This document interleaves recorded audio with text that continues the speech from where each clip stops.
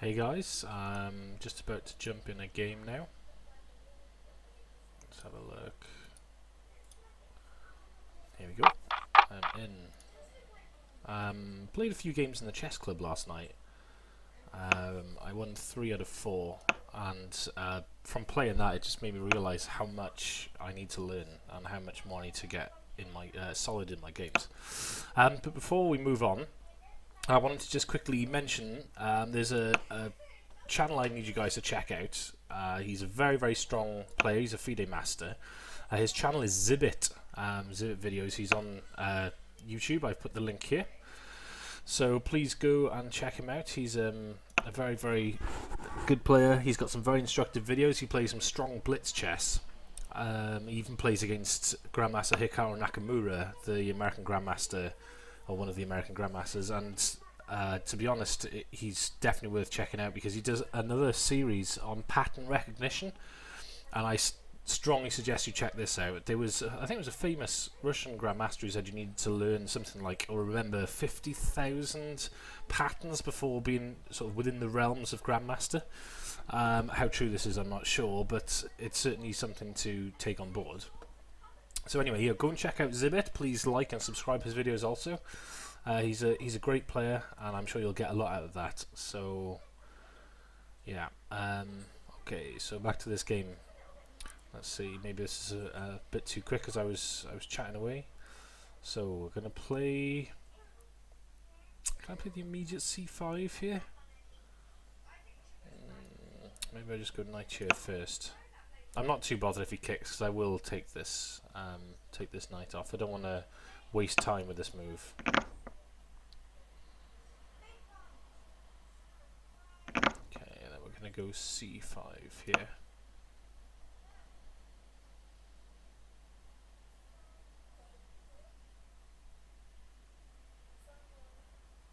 There is actually a little trick here as well. We'll have to see what happens. But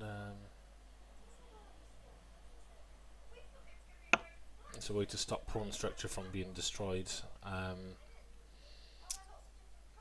have to have a look and see what he does. For instance, if pawn takes pawn, knight takes, bishop takes, I've actually got queen check here, which picks the bishop up on that square, so it keeps my pawn structure intact. Let's have a look.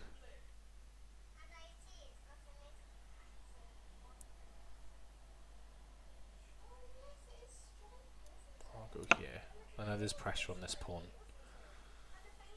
so we'll see what he does. So I'm just developing normally, really, and getting my pieces out. Right, okay, so now I might be able to pin here, and then put pressure on this pawn.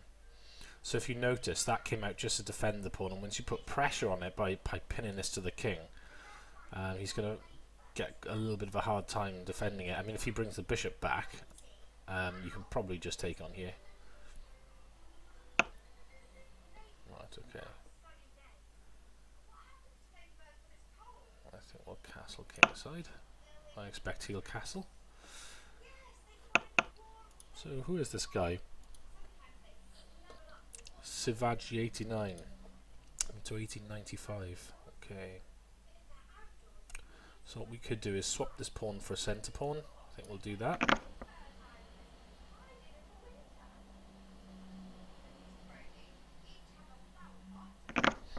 Notice now how the pin has gone from on this knight. So now we need to get a better square for our queen. Really, we need to find somewhere that's going to be more. Doing more of a job, really. But if you look, the good thing about it being on a5 is the fact that it can swing right over here to the king side if need be at some point. So let's keep that in mind when we're playing. I can even do this. So the knight comes out to attack the bishop. And remember, if bishop takes here, rather than ruin my pawn structure with pawn takes, I can play queen takes.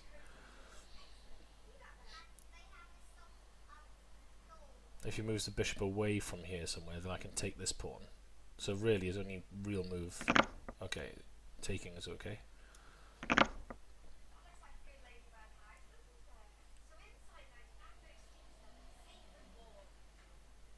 So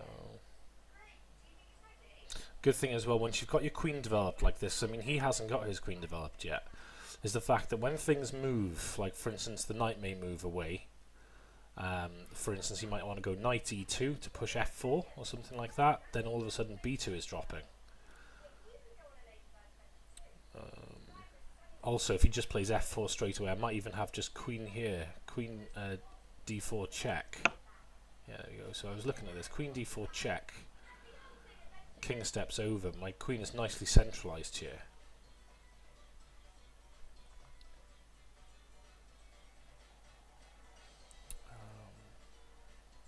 What about queen c5 check as well?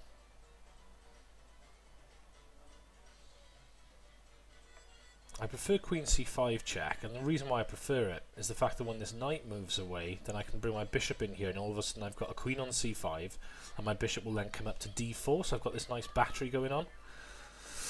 So that's the that's one reason why. And if you look as well, he's played f4, but his pawns in front of his king now are looking a little weak. So and again, it's actually on dark squares, so we might have to have a look at using that to our own wicked ends later. The question is how to go about doing this.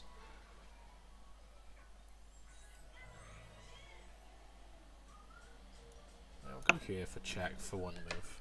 Just a second, I'll turn the TV off behind me.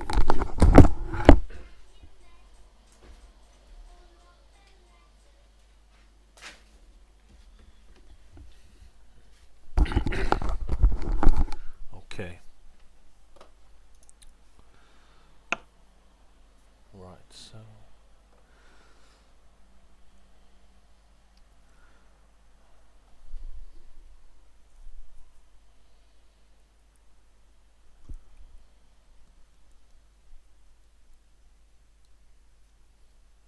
the other good thing as well, if we can force this pawn forward, when the knight moves away, his rook may be on pre at some point. So that's another thing to think about. Could we go to that straight away with maybe a5, a4, a3, that kind of thing? But if a5 and he plays a4, or if a5 he plays knight a4, my queen's got to move. I don't have enough to threaten checkmate or anything like that just yet.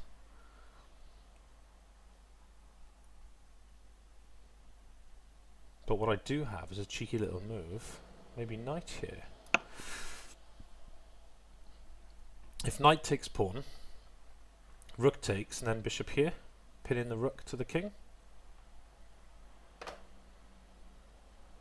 So he can play just g3. But then I've got this idea then as well, bishop coming in here. Maybe even just bishop takes knight, pawn takes. He's got double pawns for the meantime. So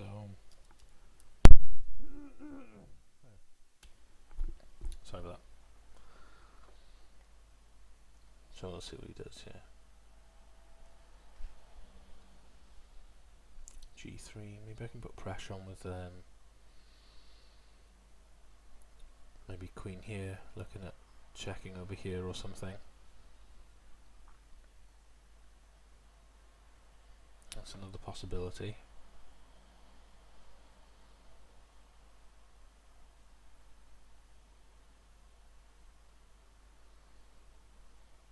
So I quite like my position. Like I say, I do have a knight on the rim. They do say a knight on the rim is dim, or his future is grim. But the thing you've got to remember is it's not going to stay there forever.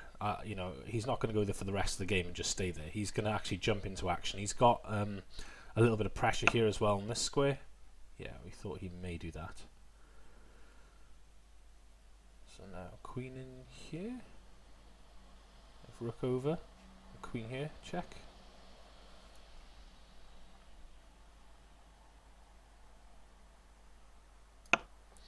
If queen here and he goes queen over there, that stops me checking. But I will pick a pawn up at the end of that though. I think this is good for me. Because now if queen here, then I can go queen takes queen, rook takes, and then knight takes here and I'm hitting the bishop. This knight then pretty much has to stay there because bishop takes on b2. Unless he plays rook b1 first, that's going to take at least a move to do that, obviously.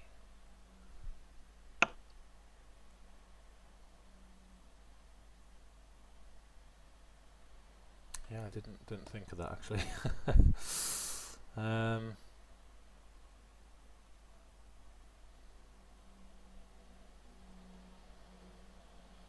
Yeah, maybe I should have taken a little bit more time on that.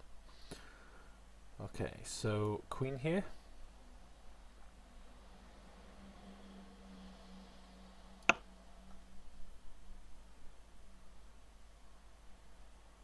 I suppose he could have taken the other rook as well, so maybe I wasn't winning a pawn at the end of it.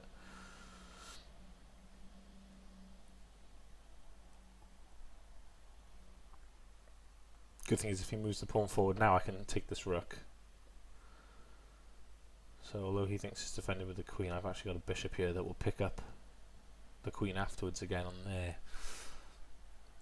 So the question is, what does he do? What is his plan here? How is he going to play this?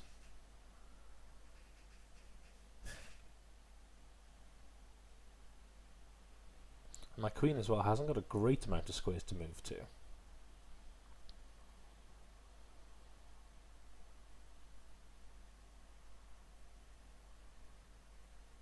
I suppose I am threatening things like maybe queen back to f6 and then queen up to h4, that kind of idea.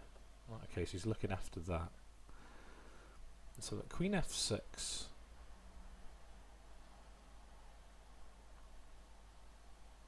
queen h4, just g3.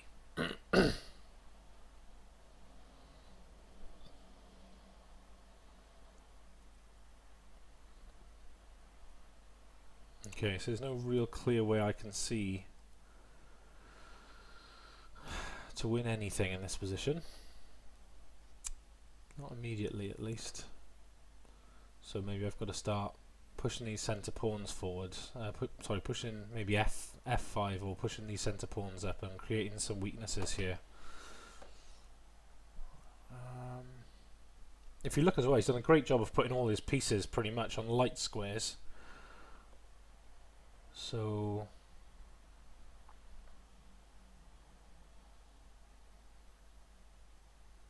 okay, I'm interested in this. If I push the pawn here,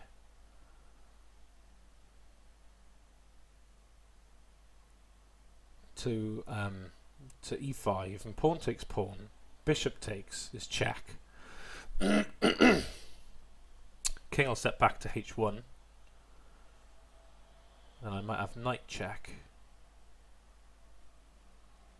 I think that looks quite nice. However, if I play e5 and he pushes on, what have I gained? A nice square for the knight. So that could be... I'll go with that for the mo. See what happens.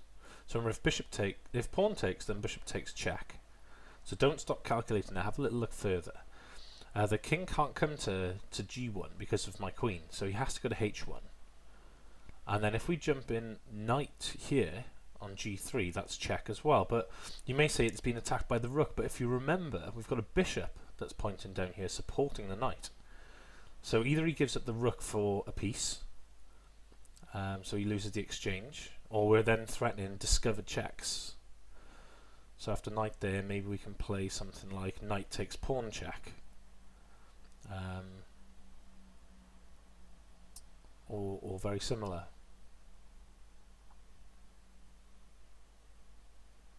Maybe there's even a mating sequence, maybe knight check and then knight here.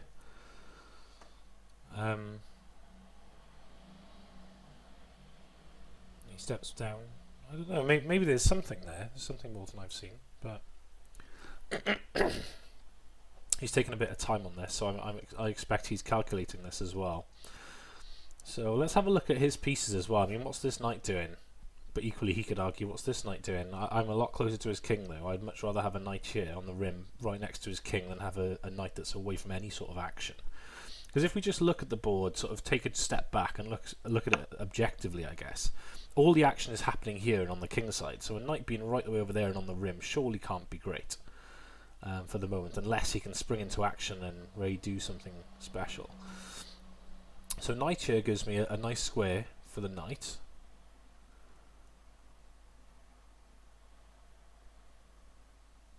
And g3.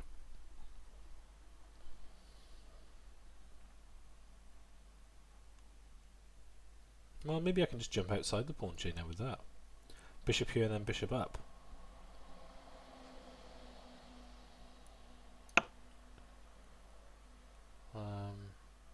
Well, let's have a look. Bishop h6 and then he just plays g4.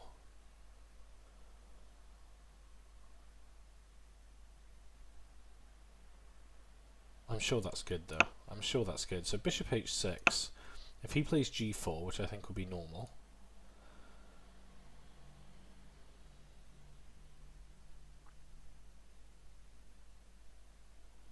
I mean, we can even play knight f6 here and get more attack on this. So knight f6 and knight takes on here could be an idea. Let's see how he plays it. If pawn takes pawn, then f takes, and rook. He's opening the f file for me then as well, and I don't think he wants to do that.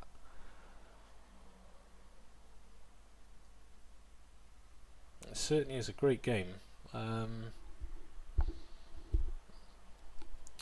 making a lot of miscalculations this morning. Maybe I should eat more coffee. Yeah, so I don't think he should play this. Because now, again, his king is the one that's really going to be in danger. If you look, though, it's a very similar pawn structure. However, he's just got a rook really there, and I've got a knight and a bishop. My queen's coming down this diagonal. If he takes the rook off, I'm getting my other rook involved. It feels better for me. It feels like I've got more in that area. Also, he's got a horrible isolated pawn here, too. So I am threatening things like bishop here at some point, so I don't know, it feels like I've got a slight advantage. I mean, material's dead even, but I think the position is actually better for me right now. So always look as well at the squares that your pieces are controlling, like this bishop. A lot of people, including myself, tend to have a look at the bishop, the piece, and just remember, I can control these squares, rather than looking all the way down here. And sometimes you'll miss rook c1. You miss that the bishop is actually attacking that. So yeah, again, apologies for the rating as well here, guys. I know it's saying games from a 2000. A lot of my accounts are actually over 2000. So I'm just sort of building this up now. So new account, get it back over 2000, start doing a lot more instructive videos with that. If you've got any ideas of like a series of videos you'd like me to do, I mean, it could be as easy as like, how does a knight move? So seemingly easy to somebody who's been playing for a while, but somebody who's totally new starting out, who may want that. That's fine. Also, I can make a couple of videos doing that sort of thing. Where pieces should move and how they move. We could do a little videos on that. We could do some videos on endgame. Some mating patterns. There's lots of videos that can be done. Granted, not anything specifically that hasn't been done before. So I don't want to be treading on a lot of people's toes by making the same stuff and regurgitating what's already there. In respect, I'm already doing that, but what I'm trying to do with these videos is really bridge the gap between the real beginner players and the improving players, and the players who are already quite strong.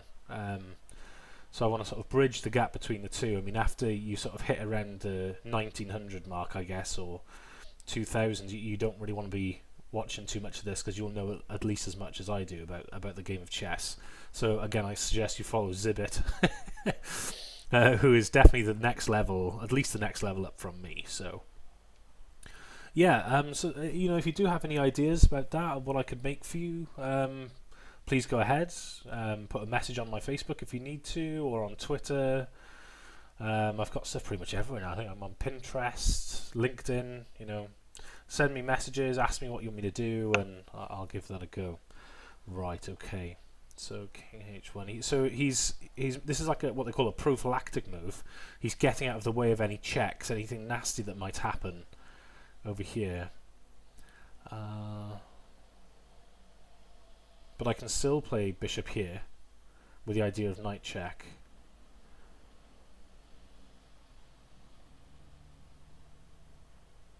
But if we look as well, the only piece that's protecting this is the pawn, which is a pawn in front of his king, which he really needs to keep where it is, and the queen. So if rook takes rook, queen takes, and then I'll bring this rook into action. So that's got to be good for a move. However, it does sort of allow maybe this rook to come over here afterwards, but it gains a tempo on the piece here. Let's have a look. I think we'll do that. I think we'll take this rook off. If he takes with the pawn, that's not good, because I've got knight check. Okay, so now we'll bring this guy in. I'm asking the queen now, where does the queen want to go? All the way back. Okay. So now I can really seriously start thinking about bishop here, and then knight check. And I think that's the way we're going to play this. So bishop here, we've got this square covered with the queen. And I've got some nice threats of going knight check.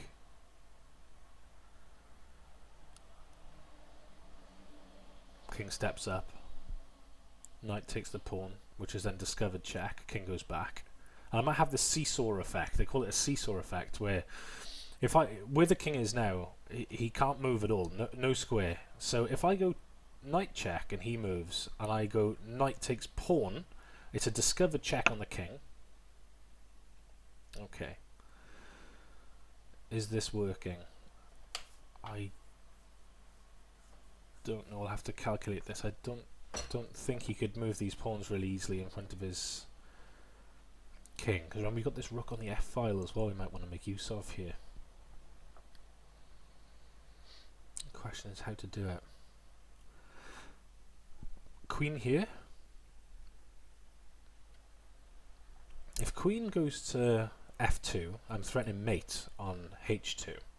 The only issue with it is, if queen goes here, he can play queen to g1.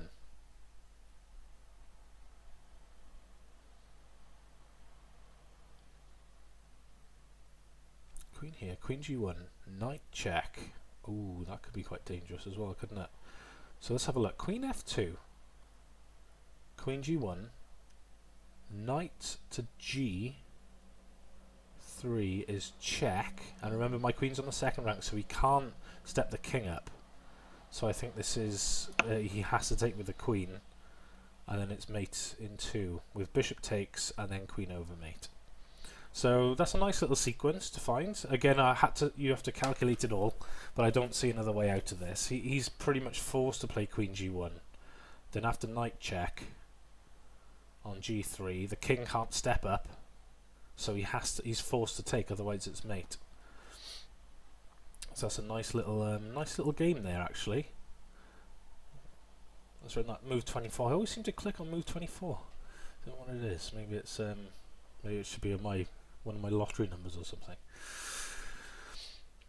So we can have a look over this game as well in a minute, and see what the actual ideas were, what the plans were, where maybe I made a few mistakes. And I know I've made some mistakes in this game for sure. I make mistakes in every game I play, but especially here, I don't think I needed my queen to be chased around so much. But well, we'll see if there was other ideas I should have played. I mean, if you do see more, please comment and put them under the video. Let's have a look though. He's got a couple of minutes left.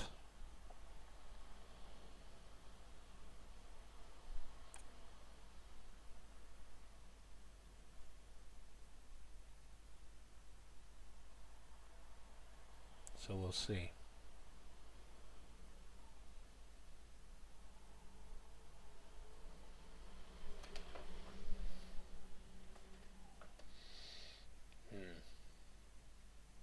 I don't see any other move that stops knight g3. Yeah, he resigns here. So let's have a little look over the game. So I played this pretty quickly. Again, I was talking here. Maybe I shouldn't have played that immediately.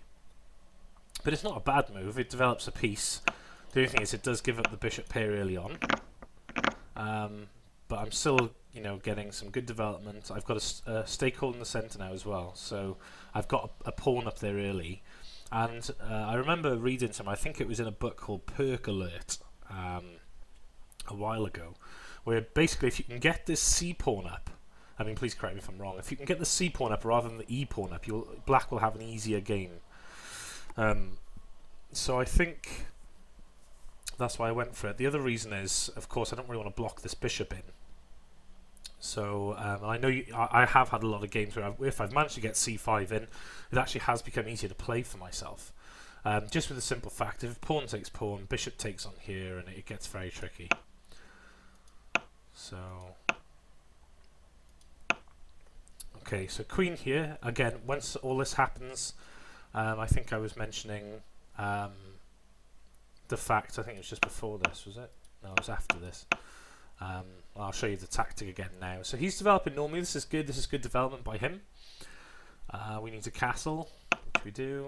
He castles. Yeah, pawn takes pawn. So yeah, maybe it was a little bit further back. It was just before we brought the knight out. So my idea was going queen a5. And if he plays pawn takes pawn, and I play knight takes pawn, he plays bishop takes pawn, I play pawn takes pawn, and then all of a sudden I've got this file open and my queen's on it, and his queen's on it. It just doesn't look good for me. I don't want to be opening this file up. I don't feel as nice with it. I mean, it's probably absolutely fine. It's probably dead even. But the issue I've got is it's maybe not what I want to play. Maybe it's not the file I want open. I don't know whether it's not my favourite file or something. I don't know. But I felt that I could get more play doing it a different way. And so the idea here is if pawn takes pawn, knight takes pawn, bishop takes pawn, now all of a sudden queen to a5 is check, and his bishop is in line with my queen. So I don't have to open up the d file, I can actually recapture with the queen. Notice his bishop can't block, he can't go bishop to b5 because I can just take it with check again. And he can't step back. I mean, he can develop a knight, but I'm still taking the bishop because it doesn't defend. So that's something to think about there. That's what I was looking at. So I decided to do something in the centre. So swap an outside pawn here. Remember, the outside pawn is the ones outside of the centre for a central pawn on d4. Bishop takes, and I'm just getting my knight more active to a nice square. Again, look at how he can't give me double pawns, so if bishop takes, I don't have to take with the pawn, I can recapture with this queen. So this queen actually plays quite a nice part on this part of the board here. It plays quite a nice role. He can jump across pretty much everywhere very quickly. Excuse me. And again, f4. So I looked here and I remember talking about it. Do I play bishop d4, queen d4 check? Or do I go queen c5 check? And I chose queen c5 check, just for the reason that once my knight moves out the way, I've got this long diagonal again with the bishop. And if I can get a bishop on here, my bishop and queen can look quite menacing, all of a sudden pointing towards the king side. So if we imagine for the minute my queen goes to c5 check, which actually happened, and now maybe my knight comes down here, for instance. Knight to d7, and then threaten to go bishop here. Maybe, and I've got my bishop in such a lovely outpost here, such a lovely spot. It can't be attacked by any pawns. It's quite menacing looking down that way. It's not attacking anything immediately. Yes, I understand that. And, you know, it's just a consideration. If something did step into the line of fire, it's a good way for me to place my pieces. So have these ideas in mind. I probably wouldn't play that, and I don't think I did in the game either. But it's something that you've got to think about. If you can get that bishop and queen lined up, it's going to be quite devastating. So I saw this idea as well. When the knight comes here, there's a lot of pressure here. There's pressure on there as well on g3. Yeah, and now my queen gets chased around a bit. So would it have been better? Because I'd have come out very similar with my queen on d4, and there would be no knight to attack it. Oh yeah, there would. He could just play knight to e2 and still attack the queen. So yeah, so maybe in hindsight, this wasn't too bad, being chased around a little. And here again, I miscalculated. Maybe I should have just popped back to f6 instead of jumping up here, because totally forgetting that, yeah, he can just play to the third rank. So that was terrible by me. I'm blaming it on early mornings and coffee and things. So, okay, rook there. Queen had to step back anyway. So the queen looks a little silly having gone to c5. and then maybe, you know, out here, and then jumping back. It just doesn't look like it's doing a huge amount. So this is a bit of, you know, namby-pamby stuff going on, a bit of faff, really. He brings the rook over to b1. Push the pawn up. This is good as well. So again, if you look, I mean, the whole idea here with pushing these pawns up is I had to get some imbalances going here. I mean, look, nothing's really attacking anything that's not defended. I haven't got any real concrete way of playing here. No real solid concrete plans right now for my pieces. They all seem like they're pretty much optimal at the moment. I mean, the knight won't be long term sitting there, but I don't see a better square to put it to. For instance, if I go knight to f6, what am I doing with it? What am I doing with it after that? I mean, I can't really attack that. I mean, I suppose I can be, but he can just move the queen over, queen here, then double up on the f-file. I didn't want to give him all that play.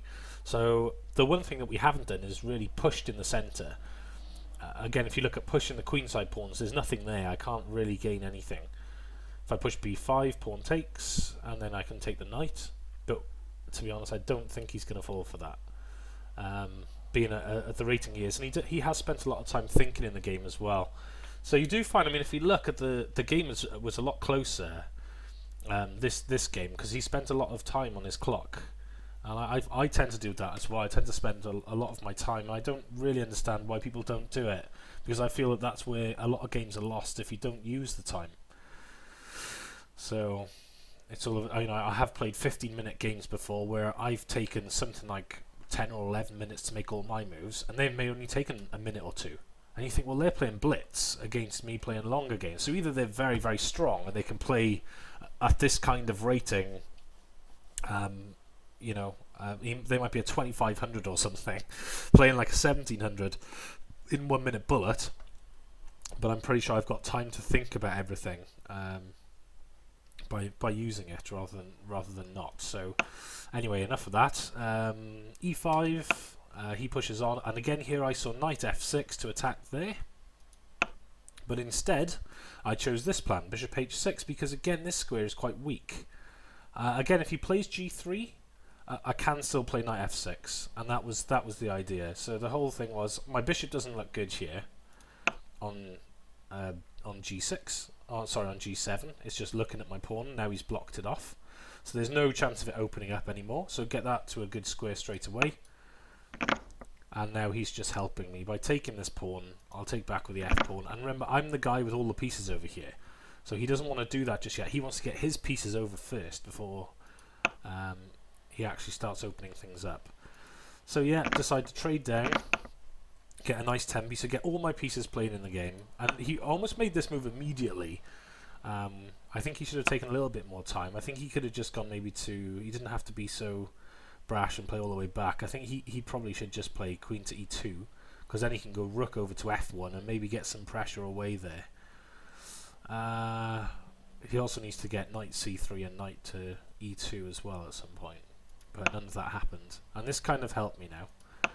So bishop here, and there's lots of threats going on, and of course we calculated this. Queen f2 on queen g1, just look at that again quickly. Knight g3 is check.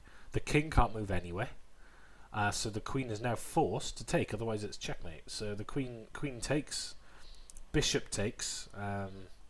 I think, you know, it's a good thing to look at this, you know, rather than well, we don't really have to worry because we do have a rook on this f file as well, but it's always good to look at what's the best move order to recapture in, which is the best piece, sorry, to capture.